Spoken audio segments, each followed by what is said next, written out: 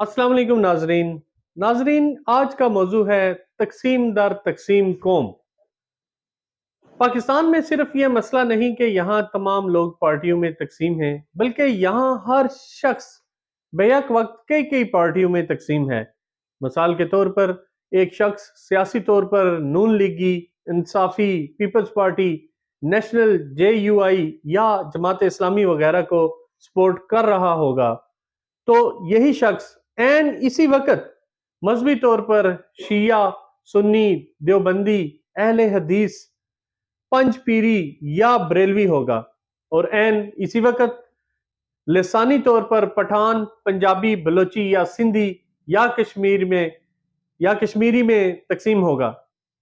रंग के लिहाज से वो गोरे, काले, सफेद और सुर्ख, इसी तरह मुआशी लिहाज से VIP, VVIP और निचले कई तबकों में तकसीम होगा। नाजरीन, ये तकसीम भी अगर सिर्फ पहचान के लिए होती तो अच्छा होता, लेकिन यहाँ गजब ये है कि पहचानों की बुनियाद पर मुस्तकिल तौर पर फिरके और गिरोह बना दिए गए हैं।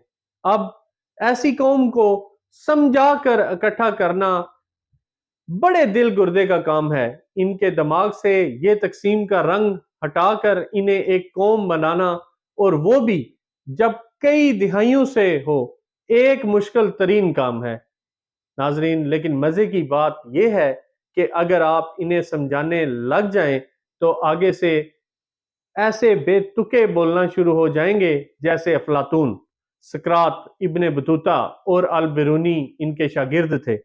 मतलब कि पाकिस्तान में अक्सर लोग ना तो बात सुनते हैं, ना समझते हैं, और ना समझने के लिए सुनते हैं। बस बहस और इख्तलाफ राय ही इनका मतमय नज़र होता है, और वो भी बिल्कुल जाहिलाना तर्ज पर। नाजरीन, इन्हीं अल्फाज के साथ अपने मेज़बान हारून रशीद को अगले प्रोग्राम तक इजाज़त दीजिएगा। अल्लाह हाफिज।